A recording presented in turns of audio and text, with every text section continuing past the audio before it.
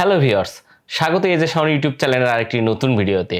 আর আজকের ভিডিওতে বিশেষ করে যারা নতুন ক্যামেরা কিনতে যাচ্ছেন বা ক্যামেরা কিনবেন ভাবছেন তারা অবশ্যই এই ভিডিওটি শুরু থেকে শেষ পর্যন্ত দেখবেন। আজকের ভিডিওতে মূলত 10টা পয়েন্ট বলবো, যে 10টা পয়েন্ট লক্ষ্য করে আপনারা যদি ক্যামেরা কেনেন তাহলে অবশ্যই আপনারা ক্যামেরা ডিএসএলআর বা মিররলেস যেটাই হোক না কেন কাঙ্ক্ষিত আউটপুট বা কাঙ্ক্ষিত ভিডিওগ্রাফি করতে পারবেন। তাহলে চলুন শুরু করা যাক। তো প্রথমেই যেটা বলবো সেটা হচ্ছে বাজেট। আপনারা যখন একটা ডিএসএলআর বা মিররলেস ক্যামেরা কিনবেন, বাজেট কিন্তু আপনার বাজেট ফিক্সড করে কোনোদিন ক্যামেরা বা মিররলেস যে ডিএসএলআর হয় না। কারণ কি, আপনার বাজেট খুবই সামান্য 10,000 20,000 টাকার মধ্যে অনেকে ক্যামেরা খোঁজেন। এই বাজেটে ক্যামেরা পাবেন কিন্তু কাঙ্ক্ষিত আউটপুট বা কাঙ্ক্ষিত ভিডিওগ্রাফি করতে পারবেন বা আপনার রেজাল্ট মনের মতো হবে না। ওর চেয়ে একটা ফোন কেনা ভালো। অবশ্যই যারা বর্তমান সময় ডিএসএলআর বা মিররলেস ক্যামেরা কিনতে যাবেন অবশ্যই বাজেট একটু হাই করে নেবেন। শুধু ক্যামেরা, আপনারা জানেন শুধু ক্যামেরা কিনলে হবে না, ক্যামেরার সঙ্গে আরও এক্সেসরিজ যেমন লেন্স আছে, ফ্ল্যাশ আছে।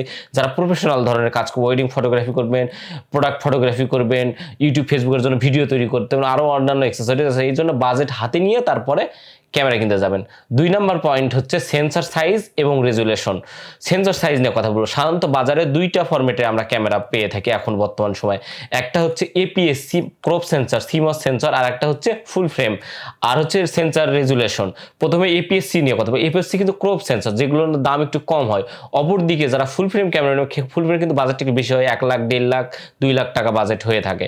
তো অবশ্যই ফুল ফ্রেম ক্যামেরার একটা অ্যাডভান্টেজ আছে, আপনার লো লাইটে পারফরমেন্স ভালো পাবেন এবং ছবির রেজুলেশন, ভিডিও রেজুলেশন কোয়ালিটি অত্যন্ত ভালো পাবেন আপনি এপিএস-সি বা হচ্ছে ক্রপ সেন্সর তুলনায়। কিন্তু আপনারা মনে করেন যদি এপিএস-সি বা ক্রপ সেন্সর ক্যামেরা যে যথেষ্ট কালারফুল হবে না বা কাঙ্ক্ষিত আউটপুট এমনও না, এপিএস-সি সেন্সর আলা ক্যামেরা দিয়েও আপনারা সুন্দর আউটপুট করতে পারবেন। কিন্তু আমি বলবো যে আপনার বাজেট যদি থাকে অবশ্যই আপনারা ফুল ফ্রেমে যাবেন। এরপর রেজুলেশন কথা বলি। রেজুলেশন নিয়ে কথা বলার পয়েন্ট হচ্ছে আপনারা যদি একটা ভালো রেজুলেশন, যেমন এই ক্যামেরাটি 24 মেগাপিক্সেল একটা ক্যামেরা, 24 মেগাপিক্সেলের ক্যামেরার রেজুলেশন হওয়ার কারণে এটাতে যে ছবিটা তুলবেন বা ভিডিও করবেন, বিশেষ করে ছবির ক্ষেত্রে এই ছবিটা কিন্তু রিসাইজ বা ক্রপ করতে পারেন। ক্রপ করলে মানে ছবিটা যদি কেটে রিসাইজও করেন তাহলে রেজুলেশন খুব একটা খারাপ যাবে না। অবশ্যই 2 নম্বর পয়েন্টটি সেন্সর সাইজ আর রেজুলেশন দেখবেন। এরপর 3 নম্বর পয়েন্টটি হচ্ছে লেন্স কম্প্যাক্টিবিলিটি এবং সিলেকশন। আপনারা যে ক্যামেরাটি কিনতে যাচ্ছেন, ডিএসএলআর হোক আর মিররলেস হোক, এটার সেন্সর মাউন্ট মানে সেন্সর লাগানোর যে মাউন্টটি আছে, ই মাউন্ট, এম মাউন্ট, আর মাউন্ট যেটাই হোক না কেন, এটা লেন্স কম্প্যাক্টিবিলিটি কেমন, মানে এটা বাজারে কি সব ভেরিয়েন্টের লেন্স পাবেন বা কেমন লেন্স পাওয়া যাবে এবং লেন্সের প্রাইস কেমন, এটা অবশ্যই সিলেকশন করবেন। এর সঙ্গে সঙ্গে লেন্স সিলেকশন, আপনারা যখন একটা ক্যামেরা কিনবেন আপনার লেন্সটা সিলেকশন, প্রাইম নেবেন না জুম নেবেন, যখন দূরের কোনো কিছুর ছবি তুললে জুম লেন্স প্রয়োজন, কাছের ছবি তুললে প্রাইম লেন্স প্রয়োজন, ব্যাকগ্রাউন্ড ব্লার করে বেশি ছবি তুললে প্রাইম লেন্স প্রয়োজন। যদিও জুম লেন্সেও ব্যাকগ্রাউন্ড ব্লারটা হয় যদি টেলিফটো জুম হয়, কিন্তু আমরা অবশ্যই লেন্স কম্প্যাক্টিবিলিটি এবং লেন্স সিলেকশন নিয়ে কথা বলবো। এরপর অটো ফোকাস সিস্টেম। একটা নতুন ক্যামেরা বা ক্যামেরা কিনতে যাচ্ছেন সবচেয়ে গুরুত্বপূর্ণ বিষয় হচ্ছে অটো ফোকাস টেকনোলজি বা সিস্টেম। আপনারা যখন একটা ক্যামেরা কিনবেন, ক্যামেরার অটো ফোকাসটা কেমন কাজ করে, কত দ্রুত কাজ করে, এটার উপর কিন্তু অনেক কিছু নির্ভর করে। আপনারা যখন দ্রুত কোনো কিছুর ছবি তুলতে চান, দ্রুত অটো ফোকাস প্রয়োজন, বা স্থির কোনো পোর্ট্রেট তুলতে চান, তখন একটু অল্প স্পিডের যদি অটোফোকাস হয় তবুও চলে। কিন্তু অবশ্যই আপনার অটোফোকাস সিস্টেমের পারফরমেন্স এবং অটোফোকাস পয়েন্ট কয়টি আছে, কয়টা সিলেকশন করতে পারবেন, অটোফোকাস পয়েন্ট কয়টা, এটা দেখে অবশ্যই আপনারা ক্যামেরা কিনবেন। এরপরে 5 নম্বর আইএসও পারফরমেন্স। আইএসও পারফরমেন্স হচ্ছে এমন একটা জিনিস, যেমন বর্তমান যে মিররলেস ক্যামেরা, যেমন সনির আইএসও পারফরমেন্স কিন্তু খুবই দুর্দান্ত, মানে লো লাইটে, বিশেষ করে রাত্রেবেলা লাইট কমে জায়গায় আপনারা যারা ভিডিওগ্রাফি করবেন, ছবি তুলুন, তাদের জন্য যথেষ্ট কাজের একটা জিনিস হচ্ছে আইএসও পারফরমেন্স। আপনারা দেখবেন যে আপনার ক্যামেরা আইএসও পারফরমেন্স কেমন, বেজ আইএসও কেমন, বা আপনার আইএসও পারফরমেন্সে আপনার ছবিতে গ্রেনি আসে কিনা, নয়েজ আসে কিনা, অবশ্যই আইএসও পারফরমেন্সটা দেখে কিনবেন। এরপরের পয়েন্ট হচ্ছে বিল কোয়ালিটি, 6 নম্বর পয়েন্ট। আপনি একটা ক্যামেরা কিনতে চান, বিল কোয়ালিটি যদি খারাপ হয়, মানে পড়ে যাওয়ার সঙ্গে ভেঙে গেল, বা বিল কোয়ালিটি খুব একটা ভালো না, বেশি দিন ইউজ করলে বাটনগুলো কাজ করবে না, বা হচ্ছে টাচ স্ক্রিন কাজ করবে না, এমন হচ্ছে কিনা, কোন দেশের তৈরি, এটা অবশ্যই বিল। একটা ক্যামেরা কেনার সময় অবশ্যই বিল কোয়ালিটি কেমন, ক্যামেরাটার পারফরমেন্স কেমন, একটু গুগল করবেন বা ইউটিউবে দেখবেন, দেখে শুনে আপনারা চয়েস করবেন। এবং বিল কোয়ালিটি কিন্তু খুবই গুরুত্বপূর্ণ একটা বিষয়। আপনারা কিন্তু যারা নতুন ক্যামেরা কিনেন, খুব শখ করে বা প্রফেশনাল ক্ষেত্রে বা ফটোগ্রাফি শুরু করতে যাচ্ছেন, এসব কথা মাথায় রেখে ক্যামেরা কিনতে যান। অবশ্যই অল্প সময় চলে বা অল্প দিনে ক্যামেরাটি নষ্ট হয়ে যাবে এরকম বিল কোয়ালিটির ক্যামেরা কিনবেন না। অবশ্যই ডিউরেবিলিটি বা বিল কোয়ালিটি ভালো আছে এমন ক্যামেরা দেখে কিনবেন। 7 নাম্বার পয়েন্টটি হচ্ছে বিশেষ করে যারা ভিডিওগ্রাফি করবেন এই পয়েন্টটি লক্ষ্য রাখবেন। আপনারা একটা ক্যামেরা কিনেছেন, এটাতে ভিডিও করবেন, এটাতে কত এফপিএস এ ভিডিও করতে পারবেন, তারপর স্লো মোশন করা যাবে কিনা, রেজুলেশন কত হয়েছে, 4K তে বা ফুল এইচডিতে ভিডিও করতে পারবেন, 1080p। অন্তত পক্ষে আপনারা যখন একটা নতুন ক্যামেরা কিনবেন, এখনকার বর্তমান ক্যামেরাগুলো 100% 1080p বেশিরভাগ ফুল এইচডি হয়, কিন্তু ফুল এইচডির নিচে ক্যামেরা কিনতে যাবেন না। 4Kও বেশিরভাগ অনেকেই 4K রিকমেন্ড, ভবিষ্যতে 4K যুগ চলে আসতেছে, কিন্তু আপনারা আসলে দেখতে পারবেন যে 1080p 1080তেই আপনার ভিডিও করতে পারবেন কিনা, FPS 60, সর্বনিম্ন 60 FPS আপনারা ভিডিও করতে পারবেন কিনা, এটা দিয়ে লক্ষ্য রেখে ক্যামেরা সিস্টেমের অবশ্যই দেখে রাখবেন যে আপনার কত FPS, মানে 60 FPS এর নিচে যেন ভিডিও না হয়, এটা দেখে ক্যামেরা কিনবেন। অবশ্যই আপনার ভিডিও কম্প্যাক্টেবিলিটি বা ভিডিও রেজুলেশন দেখেই ক্যামেরাটা কিনবেন। 8 নাম্বার হচ্ছে ভিউ ফাইন্ডার। আমরা বিশেষ করে অনেকেই এই ভিউ ফাইন্ডারকে কিন্তু অত গুরুত্ব দেই না, কিন্তু আমি বলি ভিউ ফাইন্ডারের ছবি তুললে কিন্তু প্রফেশনাল লেভেলের ছবি তুলতে পারবেন। ভিউ ফাইন্ডার কোয়ালিটি কেমন, আপনার প্রিজমিক ভিউ, DSLR যদি হয় প্রিজমিক ভিউ ফাইন্ডার কভারেজ কত, মিররলেস ক্যামেরা হলে ইলেকট্রিক ভিউ ফাইন্ডার কেমন রেজুলেশন কেমন ভালো দেবে, এটা দিকে অবশ্যই ভিউ ফাইন্ডারের দেখে লক্ষ্য রেখে ক্যামেরাটি কিনবেন।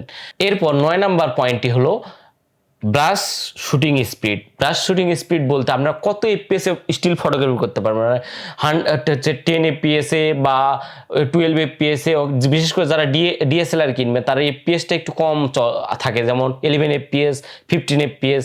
আর মিররলেসগুলো একটু হাই এফপিএস হয়। হাই এফপিএসটা কখন কাজে লাগে, বিশেষ করে দ্রুতগামী স্পোর্টস ফটোগ্রাফি করেন, ওয়াইল্ড লাইফ ফটোগ্রাফি করেন, আপনার কিন্তু কোনো কিছু আপনার জন্য ওয়াইল্ড লাইফে হয় কি কোনো মুহূর্ত আপনার জন্য বসে থাকবে না, মানে প্রকৃতির যে নিয়ম সেটা চলতে থাকবে, বা ফুটবল হোক, স্পোর্টস ফটোগ্রাফি হোক, এইসব করবে, রান অ্যান্ড গান ফটোগ্রাফি করবেন, এসব মুহূর্তে কিন্তু আপনার জন্য বসে থাকবে না যে আপনি ছবি ক্যামেরা রেডি করেন তারপর ছবি তোলেন আমরা তারপর কাজ চালাবো, এটা কিন্তু হতেই থাকবে। এই সময় দ্রুতগামী কোনো মুহূর্তকে ক্যাপচার করার জন্য ব্রাশ স্পিড শুটিং আছে কিনা, ক্যামেরাটা কত এফপিএসে স্টিল ফটোগ্রাফি করে, এটা দেখে ক্যামেরাটা অবশ্যই কিনবেন। আর 10 নাম্বার একদম লাস্ট পয়েন্ট হচ্ছে আপনার যখন একটা ক্যামেরা কিনবেন, এডিশনাল ফিচার বলতে ওয়াইফাই আছে কিনা, স্মার্টফোনে, বর্তমানে স্মার্টফোন, সোশ্যাল মিডিয়া স্মার্টফোনে ভিডিও ছবি পার হয় কিনা, NFC আছে কিনা, আপনি USB 3 সাপোর্টেড কিনা, USB-C টাইপ দিয়ে চার্জ হয় কিনা, ব্যাটারি লাইফ বেশি কিনা, বিশেষ করে যারা লং টাইম ভিডিও করবে, লং টাইম ওয়েডিং ফটোগ্রাফি করে, লং টাইম ভিডিও ছবি দুটাই করবেন, ব্যাটারি লাইফ কেমন, ব্যাটারি ইমেজ কেমন, ব্যাটারি কতক্ষণ ছবি তুলতে পারবেন, কতক্ষণ ভিডিও করতে পারবেন, এটা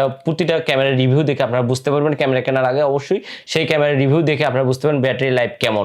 অবশ্যই এডিশনাল ফিচারে এসব লক্ষ্য করবেন।